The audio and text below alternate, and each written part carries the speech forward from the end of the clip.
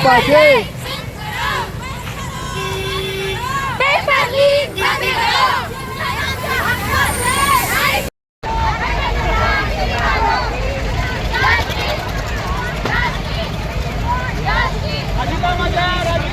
घुमाएंगे तो यहाँ पर लेडीज के जो काउंट है वो 50 to 55% है। तो एक बार उन सबके लिए तालियां।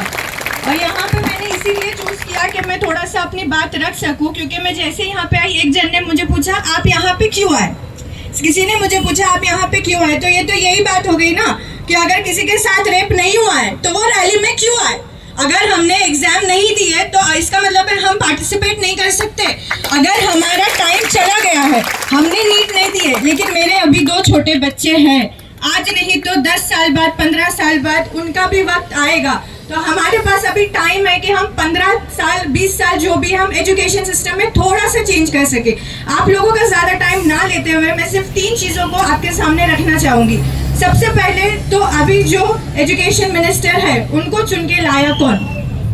अगर उनको चुन के लाए हैं हम, तो ये हमारा हक नहीं है कि हम उनको, अगर उनका सिस्टम हमें पसंद नहीं आ रहा है तो हम उनका रिजिग्नेशन मांग सके। ये एक कॉमन इंसान का, एक हिंदुस्तानी का हक है। इसके ऊपर सबसे पहले तो सवाल होना ही नहीं चाहिए और इतनी सारी चीज़ें होनी ही नहीं चाहिए। अगर एक साथ 2 दिन 3 दिन के लिए भी लोग जमा हो रहे तो गवर्नमेंट को इतना समझना चाहिए कि ये हमारे सिस्टम में सही से नहीं हो रहा है, इसलिए लोग चेंज मांग रहे हैं। और रही बात जहाँ पे हम स्टैंड कर रहे हैं सोनम वांगचुक जी के लिए, तो वो एक बहुत बड़े साइंटिस्ट है। हो सकता है यहाँ पे 80 लोगों को जब तक वो एक्शन में नहीं आए उनके बारे में शायद पता भी नहीं होगा कि वो कौन है, इसलिए सबने उनको गूगल किया। और आज जब जाके वो 20 दिन से खड़े थे और अनशन कर रहे थे, अगर वो चाहते, गवर्नमेंट चाहती कि अगर वो उनकी फिक्र कर रही है तो आके अच्छे से बात करते और उसका सोल्यूशन देते। ये एक चीज थी। और दूसरी बात, जब सफेद पर्दे में उनको लेके गया है, इसका मतलब ये है, और उनको क्या स्टेटमेंट दिया, चल पे बहुत हो गया तेरा।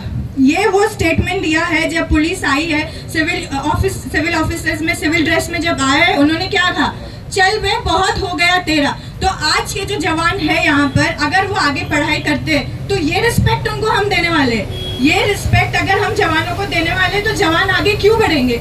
और जहाँ पे आज बात आ रही है एजुकेशन की, तो क्या ये हमारा बेसिक राइट नहीं है कि हम एजुकेशन के लिए लड़े। नीट के एग्जाम जो भी हम प्रिपेयर करते हैं उसके अंदर कितना कितना टाइम चले जाता है। और स्पेशली लेडीज, यहाँ पे जितनी भी लेडीज जिसने भी एग्जाम दिया है, हो सकता है उसके पेरेंट्स ने बोला होगा ये तू एग्जाम दे दे, पास कर दी तो आगे पढ़ाएंगे वरना तेरी शादी कर देंगे। तो उस लेडी का क्या, चलो जेंट्स तो फिर भी टाइम दे देंगे, पेरेंट्स बोलेंगे तू अपना जहाँ कोटा जाके पढ़, यहाँ जाके पढ़, कम में पढ़, वो मैनेज कर लेंगे। लेकिन लेडीज का क्या, अगर एक बार उसने एग्जाम नहीं दी है, उसकी 2 साल 1 साल रुकेंगे, और 1 साल में अगर प्रिपरेशन हुई और फिर से अगर नीट का पेपर लीक हो गया तो क्या।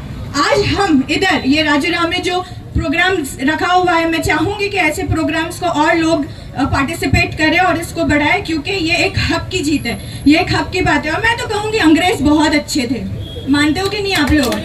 अंग्रेज बहुत अच्छे थे। जब गांधी जी अनशन पे बैठे थे तो वो आए थे, बात किए थे, इस तरीके से उठा के नहीं लेके गए थे। तो हम तब कैद में थे कि अब कैद में हैं, हम तब कैद में थे कि हम अब कैद में हैं, कि जिन्हें हम चुन के ला रहे हैं उनके सामने इतने लोग इतने 1-1 महीने से आके रुके हुए। और उनको आज सुबह का अगर वीडियो देखा होगा, 3 बार लाठी चार्ज हुई है, 3 बार लाठी चार्ज होने का मतलब ये तो हरकत बहुत खतरनाक कर दी, सोते हुए शेर को जगा दिया। और वो शेर कौन है? हमारा युवक है जो अब जगा है। बस मैं यहाँ पे अपना खत्म करूँगी।